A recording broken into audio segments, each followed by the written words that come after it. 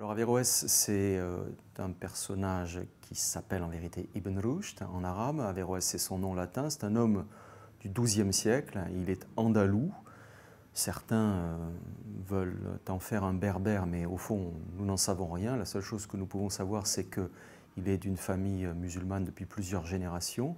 Il est né en 1126 et il meurt en 1198. Il est né à Cordoue en 1126 et il meurt à Marrakech en 1198. Pour donner une idée, ce XIIe siècle, c'est l'époque à Paris d'Abélard. Donc Averroès, dans ce monde arabe-là, occidental, il est le contemporain d'un Abélard à Paris.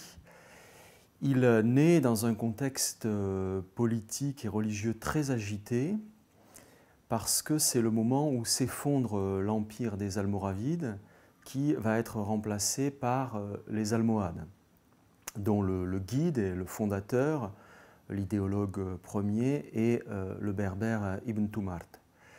Donc Averroès naît à un moment donné où s'effondre un empire pour lequel travaillent son père et son grand-père, et où est en train de s'installer, par la guerre et l'idéologie relativement forte, violente, est en train de s'installer un nouveau pouvoir au service duquel lui va travailler.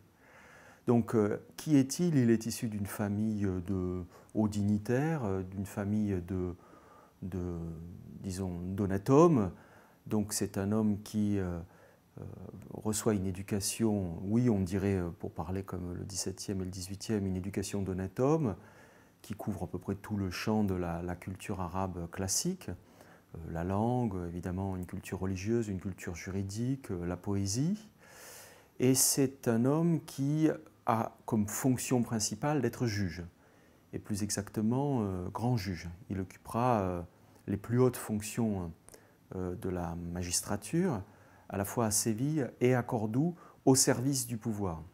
À tel point que pour certains, reprenant une catégorie gramscienne, pour certains, Averroès, c'est un intellectuel organique, c'est-à-dire non pas un homme qui travaille dans son coin à l'élaboration d'une œuvre personnelle et sans effet, c'est un homme qui travaille au service du pouvoir. Et d'un pouvoir, je le redis, qui diffère du pouvoir qu'a servi son père, grand juge lui aussi, et son grand-père, qui portait le même nom que lui, et qui est un juge encore célèbre aujourd'hui dans le monde musulman. Donc c'est un juge. C'est un juriste, il écrit des œuvres juridiques, il ne se contente pas de dire le droit, il écrit sur le droit. C'est un médecin, à la fois concrètement et théoriquement.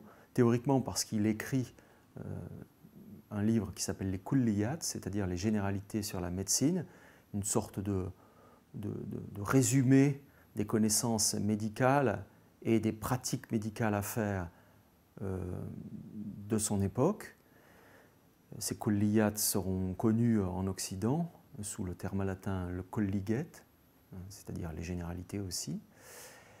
C'est un médecin aussi concrètement puisqu'il travaillera pour le prince. Il sera le médecin personnel du prince en remplacement d'Ibn Tufail, l'un des autres grands philosophes andalous, qui le présente au prince et qui lui cédera sa place à la fois de conseiller et de médecin personnel du prince.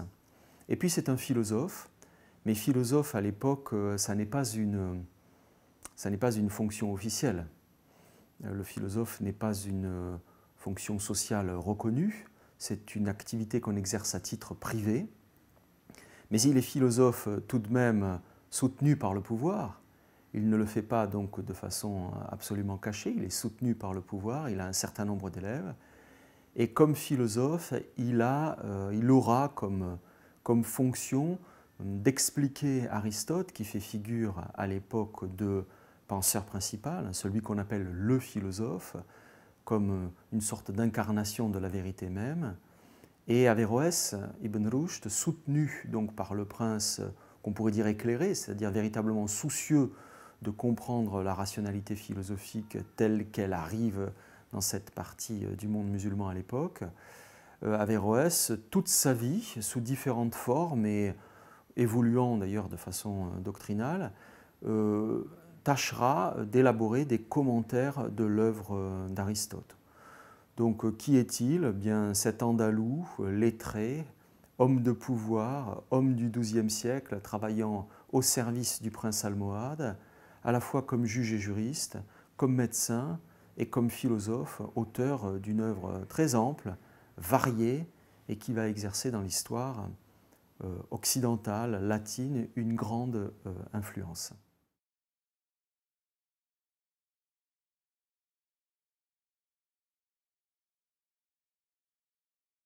Alors, dans le champ de la philosophie arabe, la place d'Averroès, c'est celle du tard venu, du dernier venu.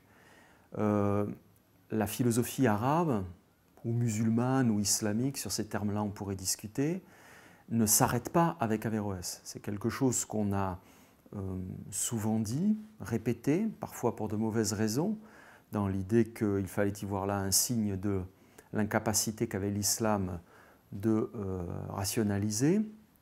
Donc non, Averroès n'est pas du tout la fin de la philosophie dans le monde islamique, absolument pas, mais il est vrai qu'il s'inscrit dans une lignée de grands génies, dont il n'est pas la réplique absolue. Chacun de ces génies a sa singularité, sa culture, son terrain propre, sa doctrine, mais il s'inscrit dans cette lignée de génies au sein de ce qu'on appelle la falsafa, c'est-à-dire non pas la sagesse au sens large, mais la philosophie d'inspiration hellénistique, donc qui s'écrit et qui se pense en langue arabe et en contexte islamique, en terre d'islam.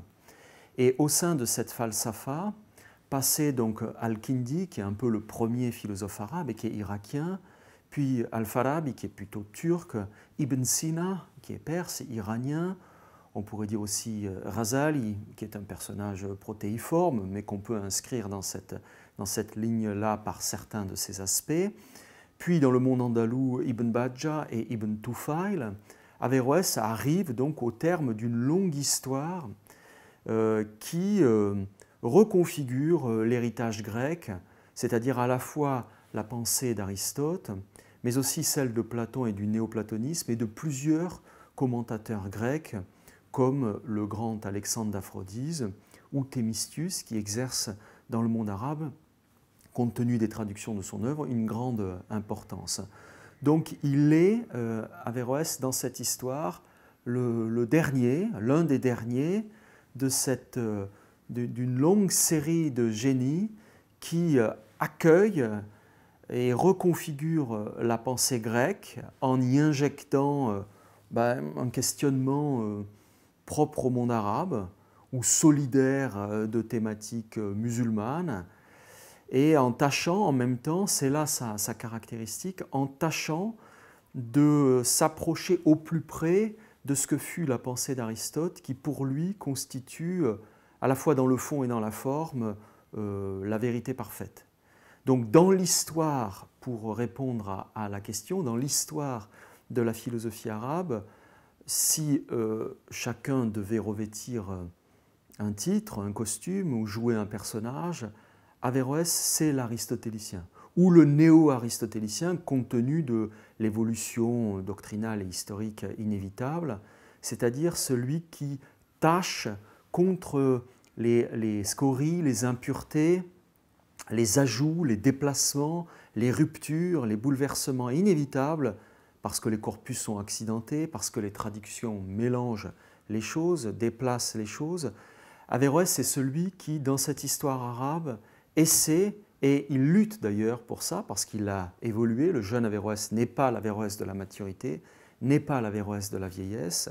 Et le parcours de cet homme, doctrinalement, c'est un parcours qui le conduit, autant que faire se peut, à un aristotélisme de plus en plus pur. Donc c'est celui qui essaie de défaire l'aristotélisme autant que possible de ces scories platoniciennes qui, pour lui, sont tout à fait liées à des dérives théologiennes, islamiques. Donc il ne faut pas voir la falsafa, la philosophie arabe, comme un ensemble indifférencié. Bien sûr qu'Averroès, contre la théologie, défend la falsafa d'un bloc, mais au sein de la falsafa, il y a des camps, il y a des groupes, il y a des oppositions. Et Averroès, c'est celui contre un Ibn Sina, par exemple, qu'il défend contre Ghazali, mais lorsqu'il se place sur le terrain strictement philosophique, il n'est pas du tout un avicénien. Averroès, c'est celui qui essaie de montrer que le néoplatonisme n'est pas une philosophie correcte, n'est pas la vérité de l'aristotélisme. Et au sein, plus largement, de la philosophie, car Ibn Rushd ou Averroès n'est pas un personnage simplement arabe, c'est, comme tout grand philosophe, bien un homme qui relève de la rationalité commune, de l'histoire universelle. Au sein de la philosophie universelle, de la philosophie commune, eh bien, Averroès, c'est ce grand penseur de l'aristotélisme médiéval, sans lequel la scolastique n'aurait pas eu lieu, et la scolastique n'aurait pas eu lieu telle qu'elle a eu lieu, avec sa finesse, ses singularités, sa technicité, son mode d'acculturation dans son rapport à la pensée grecque. Et la scolastique n'ayant pas lieu comme elle a eu lieu, eh bien c'est la modernité tout entière, la modernité que nous connaissons, la modernité, disons, occidentale, je parle du point de vue que je connais un peu, eh bien elle-même, cette modernité, y compris dans ses ruptures, y compris dans ses désirs de séparation, d'avancée, de révolution, de modernisation, cette modernité-là, elle-même ne se serait pas produite comme nous la connaissons.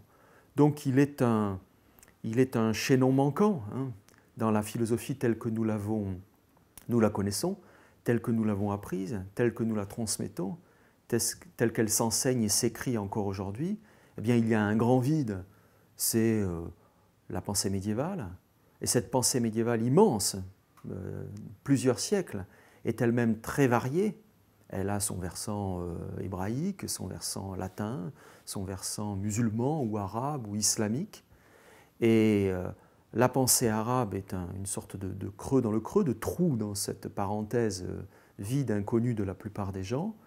Et Averroès, c'est l'un des chaînons essentiels qui redonne à la rationalité, à l'histoire de la rationalité, une grande partie de son sens. Si Averroès n'avait pas existé, l'aristotélisme qui conditionne une grande partie de la philosophie occidentale, eh bien lui-même n'aurait pas existé.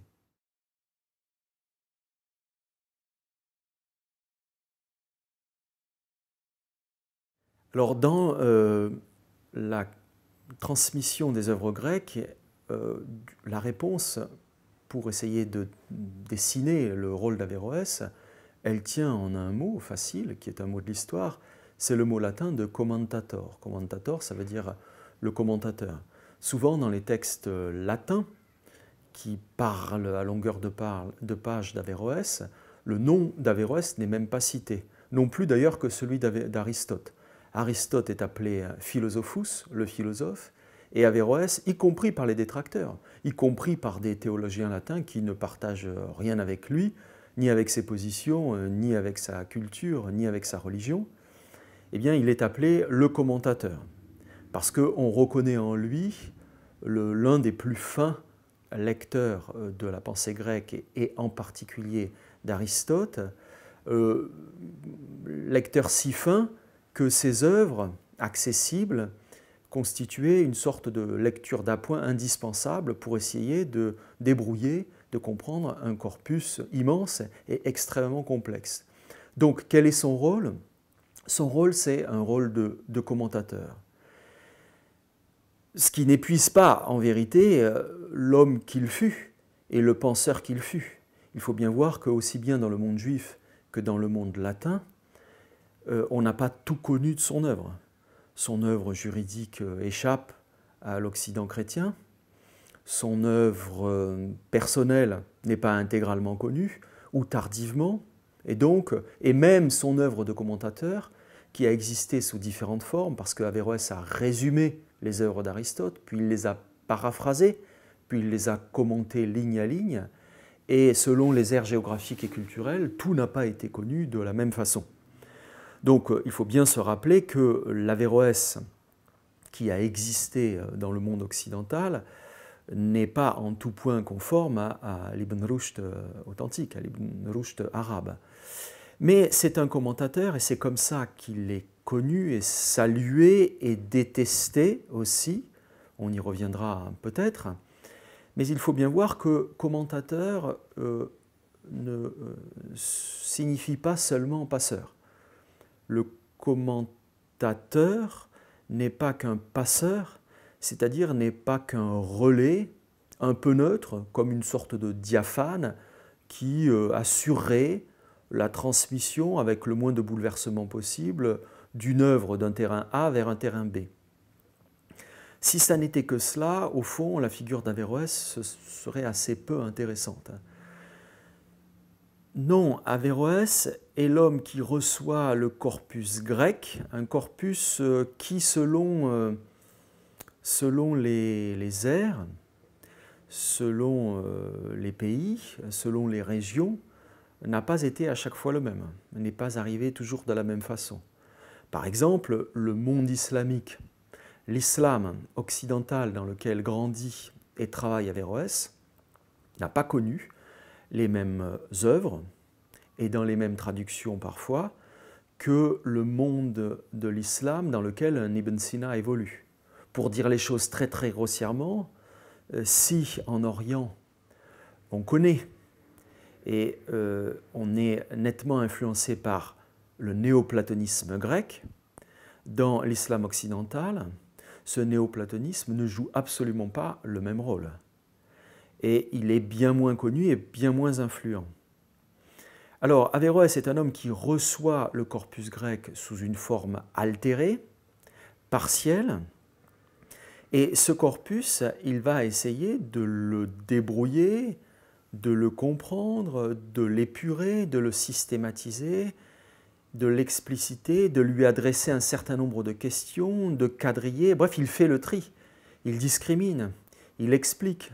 C'est cela un commentateur. Ce n'est pas simplement quelqu'un qui reçoit et qui transmet, c'est quelqu'un qui fait le partage entre ce qui doit être reçu, ce qu'il faut négliger, qui essaye de systématiser, de hiérarchiser les questions, les problèmes, de définir, et qui évidemment injecte quelque chose de sa culture, quelque chose de son esprit, quelque chose de sa compréhension. Donc le rôle du commentateur est très large puisqu'il hérite et il transmet un héritage qui s'est enrichi de la personnalité et de la culture du penseur qu'il est. Donc c'est un homme qui a produit, c'est cela que je veux dire aussi, c'est que son rôle, c'est un rôle de penseur qui, comme tout penseur, est une sorte de créateur. Averroès a produit des concepts dans l'interprétation la plus pure qu'il essayait de faire d'Aristote, et ces concepts qu'il a produits et qu'il a lui-même modifiés, contestés, qu'il a tâché d'affiner, sont des concepts qui ont eu une grande influence dans le monde latin, qui tantôt les a repris, tout bonnement, au point parfois d'oublier que c'est d'Averroès qu'il venait. Donc Averroès a instillé dans le monde latin des concepts opératoires, des concepts qui ont marché, qui ont eu du succès, et qu'un Thomas d'Aquin, par exemple, par ailleurs son adversaire, a repris sans trouver nécessaire de rappeler que c'est de lui qu'il venait.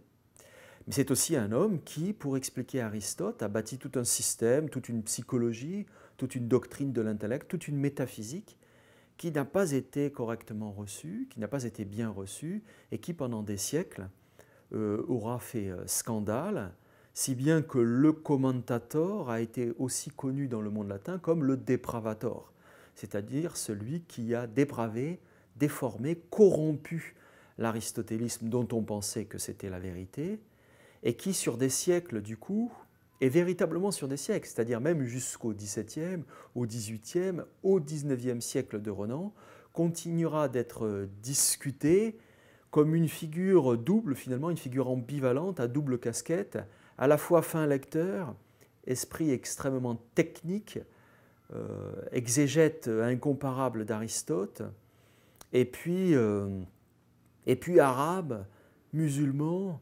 dépravateur, impie, lecteur parfois absurde, incapable de bien comprendre et léguant à son lectorat des concepts fous, une pensée dangereuse à contester absolument.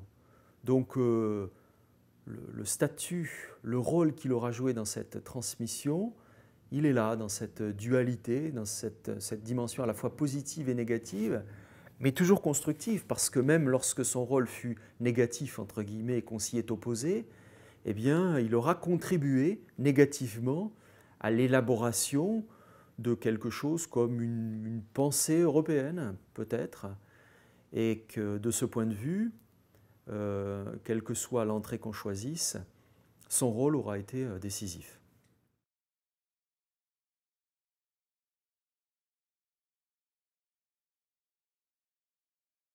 Alors quand on parle du débat d'idées concernant le rôle qu'aurait joué Averroès dans la transmission de la pensée grecque et dans son rapport à l'Europe, je crois qu'il faudrait d'abord dire que, hélas, ça n'est souvent pas de débat d'idées qu'il est question, mais plutôt de confrontation idéologique, salement idéologique même, avec tout ce que cela implique de manque de respect, de réflexion, de sens de l'histoire, de culture, de connaissance des textes. Et il ne faut pas confondre tous les textes et tous les débats. Et par exemple, si l'on pense à Renan, son œuvre, Averroès et l'Averroïsme, qui est sa thèse en vérité, publiée en 1852, n'a rien à voir avec le livre de Sylvain Guggenheim, Aristote au Mont-Saint-Michel, qui n'a rien d'un livre scientifique, qui est bourré d'erreurs grossières et qui est idéologiquement d'emblée orienté de travers, quand bien même le livre de Renan est lui-même plein de clichés et de fautes historiques et de contresens aussi. Mais enfin, Renan n'avait pas les moyens de lire les textes, il n'avait pas l'accès à la philosophie arabe ou arabo-latine que nous avons aujourd'hui, et qui rend cet accès bien moins excusable un certain nombre de positions. Donc il faut savoir de quoi l'on parle. Si l'on parle des disputes idéologiques, enfin je ne sais même pas si idéologique serait le bon terme, c'est une chose, les discours scientifiques, c'en est une autre. Mais enfin, ne noyons pas le poisson, et le débat où les conflits, où les discussions assez violentes existent, et la question c'est de savoir donc ce qui nourrit cette violence, ce qui nourrit ces discussions, pour employer un terme plus neutre, plus correct. Les raisons ne manquent pas. Il y a bien des façons d'expliquer ce qui se joue là, mais là encore, disons les choses comme elles sont. Évidemment que la première raison, c'est d'un mot. La première raison, je ne dis pas la bonne raison, la première raison, c'est l'islam. C'est l'islam, c'est-à-dire la peur que l'Europe, qui n'est jamais définie, ou rarement définie, que l'Europe devrait quelque chose à l'islam, et dans la reconnaissance de cette dette serait menacée dans son identité. Donc la raison principale, qui encore une fois n'a rien de scientifique, mais elle existe, cette raison, indéniablement, et au fond il faut essayer de la penser, il faut l'affronter, il faut la discuter. La raison principale qui revient toujours en premier dans ces débats, c'est quelque chose comme une menace que l'islam ferait peser sur l'identité européenne. Ou pour employer une expression assez terrible, tout à fait contestable, je prends là les termes qui ressortent le plus souvent mais qui ne sont pas du tout les miens, que l'islam constituerait une menace dans la juste compréhension que l'on devrait avoir des racines chrétiennes de l'Europe. Donc l'Europe est chrétienne, l'identité de l'Europe serait chrétienne, et tout discours qui prétendrait, pourtant un vieux discours, hein, on en est encore là des siècles après des débats qui existent déjà au XVIIIe, hein, et que tout discours qui prétendrait que l'islam aurait quelque rôle à jouer dans l'acculturation de l'Europe est un discours mensonger et dangereux qui viendrait menacer la dimension chrétienne de l'Europe. Bon, en gros, pour dire les choses un peu mal, hein, et brutalement, ce qui se joue, c'est cela. Mais c'est un débat qu'il faudrait reprendre et qu'on ne doit cesser de reprendre calmement, en écoutant les arguments, en essayant d'écouter les arguments des uns et des autres. Et c'est un débat qui, comme toutes les violences, est souvent mal posé. Parce que si l'on prend le cas d'Averroès, de quoi parle-t-on? Est-ce que le terme d'islam, s'agissant d'Averroès, est bien choisi? Et quand on parle de l'islam, de quoi parle-t-on? De quel point de vue parle-t-on? Du point de vue politique, du point de vue culturel, du point de vue religieux. De même, quand on parle de l'Europe et que on voudrait discuter ce qui la menace, ce qui constitue son identité, de quoi parle-t-on? De l'Europe d'un point de vue géographique, de son histoire, de sa culture, de sa religion. Selon le point de vue que l'on choisira, le débat ne sera pas le même. Et pour donner une piste de réflexion très simple, évidente, si l'on considère l'Europe dans sa dimension culturelle et que l'on considère l'islam aussi dans sa dimension culturelle, c'est-à-dire comme ère de civilisation, et qu'on considère qu'Averroès est un penseur qui pense au sein de l'islam, assurément musulman, mais aucune personne, aucun penseur ne se réduit à sa religion. La pensée d'Averroès, comme philosophe, n'est pas une pensée qui se déploie à l'aune de la révélation. Averroès a une théorie brillante, profonde, encore actuelle, sur l'harmonie entre la révélation et la philosophie, mais sa philosophie aristotélicienne n'est pas une philosophie qui n'a pour tâche que d'expliciter un donné révélé qui serait comme en surplomb et toujours au-delà de la compréhension que la rationalité pourrait en avoir. Cela étant, c'est un penseur musulman, cela étant, il pense au sein de l'islam, mais si on prend Averroès donc comme un penseur au sein de l'islam et qu'on essaie d'envisager avec les outils de l'histoire quelle fut sa position au sein de l'Europe, entre guillemets, parce que la notion au XIIe siècle n'existe pas, sinon au prix d'un certain nombre de définitions qu'il nous faudrait produire, qu'on essaie d'envisager donc quelle est sa position au sein de l'Europe comprise d'un point de vue culturel, bien alors il est très évident que l'acculturation européenne se joue en partie grâce au travail d'Averroès, grâce au travail d'Ibn Sina, lequel travail, traduit en latin, arrive au XIIe siècle en Europe d'un point de vue presque géographique. Cordoue, Paris, c'est fort peu loin. Si on prend les choses de ce point de vue, il est très évident, très incontestable, et il faut essayer de voir jusqu'où cela va, précisément. Il est très évident que le travail d'Averroès en arabe, traduit en latin, a profité à un Thomas d'Aquin, a profité à un Albert le Grand, à un Bonaventure, à un Don Scott, à un Guillaume de Cam, que toute cette scolastique prodigieuse, avec son génie propre, qui puise à Augustin, qui puise à la Bible bien sûr, qui puise à Boès, qui hérite de toute une tradition latine et grecque, c'est évident. Mais il est évident que cette scolastique-là a comme source d'alimentation le corpus arabe, traduit en latin, et que, ayant cette alimentation-là, eh bien, elle s'est agrégée, cette scolastique, une partie des concepts arabes, une partie du génie arabe aussi, dans sa langue, dans sa culture, dans ses problématisations propres, et que, sans cela, eh bien, la scolastique, comme je le disais plus tôt, n'aurait pas été ce qu'elle a été. Donc, il faut dépassionner absolument le débat, redéfinir chaque fois les termes, ne pas se heurter tout de suite pour des questions qui méritent d'être entendues, qui méritent d'être posées. Là où il y a de la peur, il faut essayer de la débrouiller et de la chasser, mais c'est d'abord une question de culture, c'est d'abord une question de définition, c'est d'abord une question d'apprentissage. Et encore une fois, parler d'islam à propos d'Averroès immédiatement, sans ni définir ce qu'est l'islam, ni ce qu'est le travail de ce penseur que fut Averroès, ça n'a aucun sens. La discussion n'aboutira à rien. l'œuvre d'Averroès n'est pas une œuvre, ne se réduit pas à une exégèse coranique. Absolument pas. C'est tout autre chose. Il y a dans la pensée d'un génie comme Thomas d'Aquin une fécondation par le christianisme.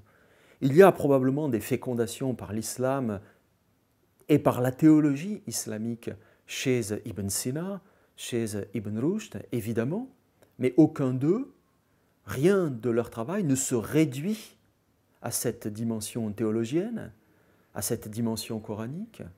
Rien de cela ne se réduit à l'islam sans définition préalable. Et sur la base donc de ces définitions, eh bien, la question du rapport culturel, partons simplement de cela, culturel, de ce que l'Europe culturellement doit à la pensée arabe, à la pensée qui s'est pensée en arabe, cette question mérite d'être posée.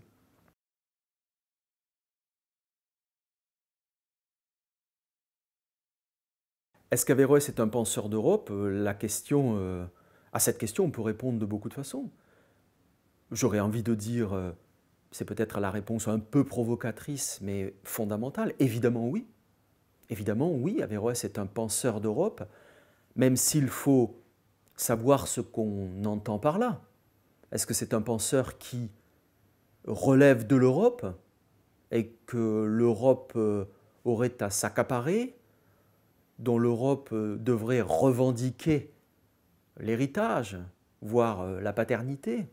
Non, bien sûr que non. Non, Averroès relève de sa culture, de son histoire, qui n'est pas tout de suite l'histoire européenne, bien sûr que non.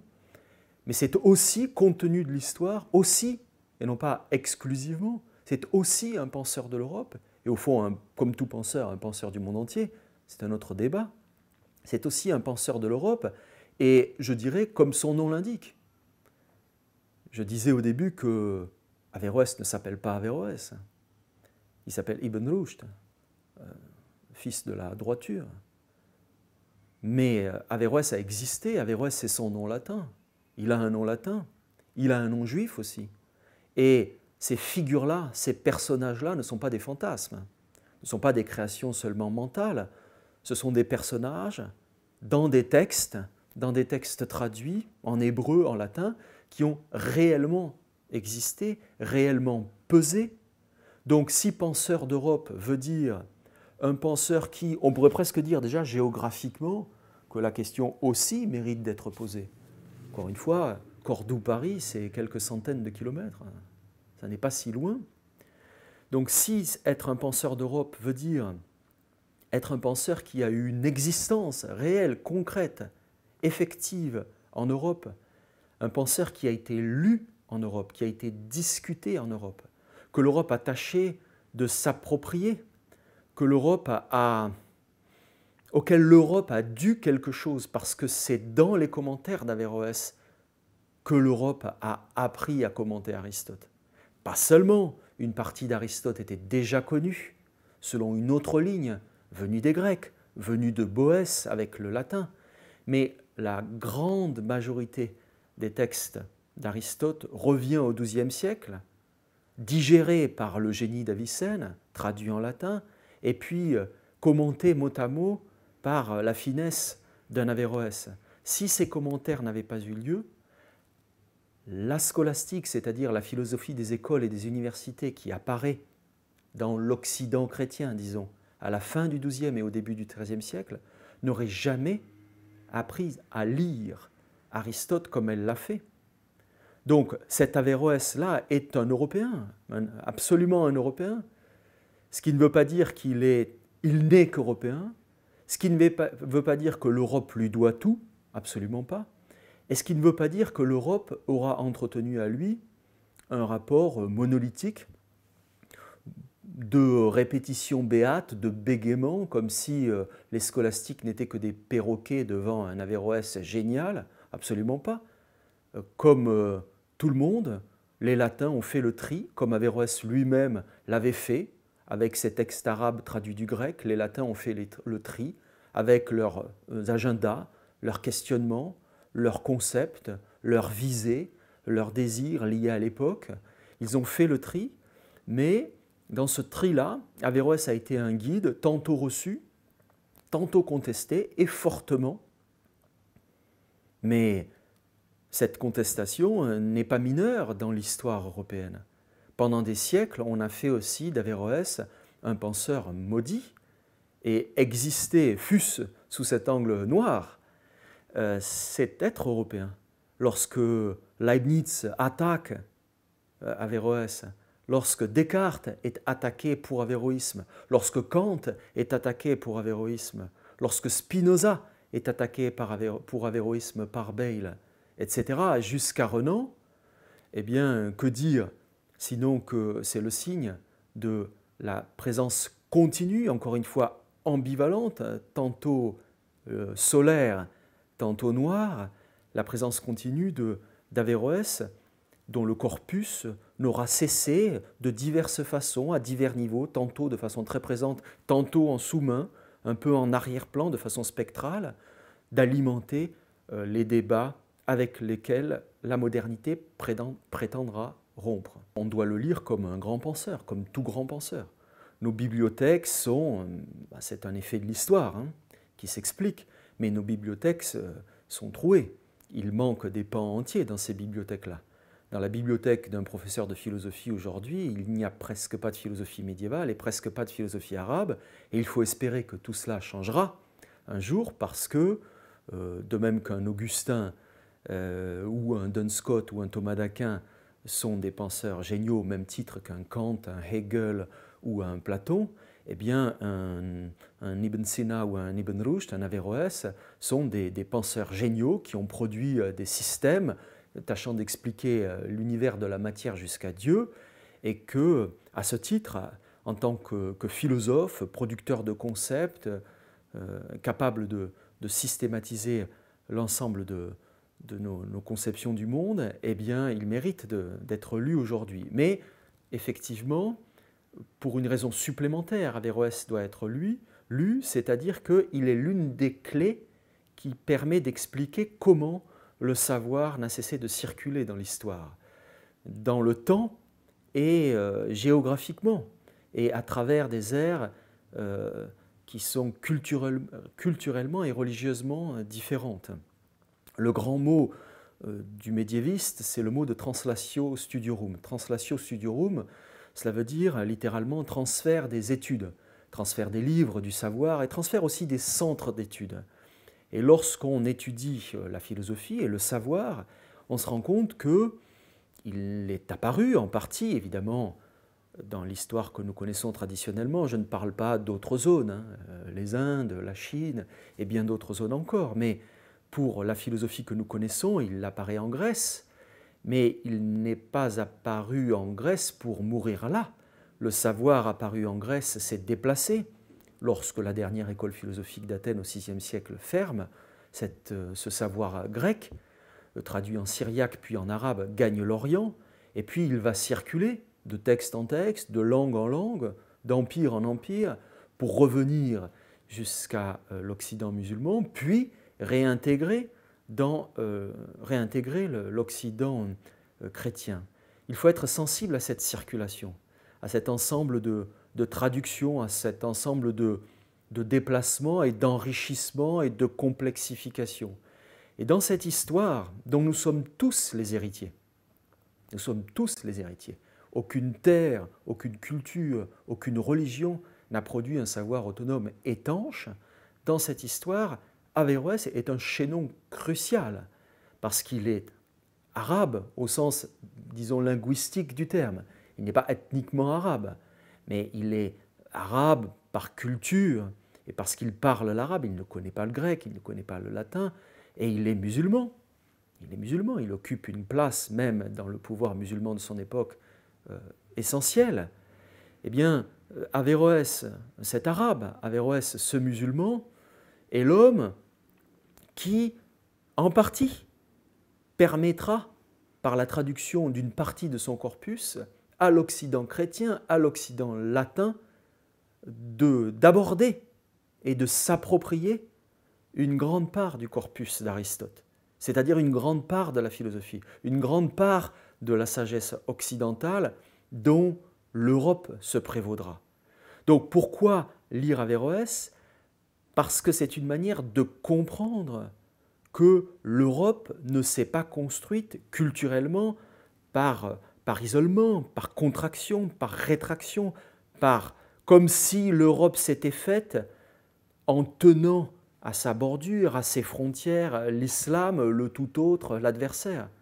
Non, l'Europe, culturellement, s'est construite par intégration, par digestion, par appropriation, acquisition d'un savoir qui s'est formulé, qui s'est pensé en arabe.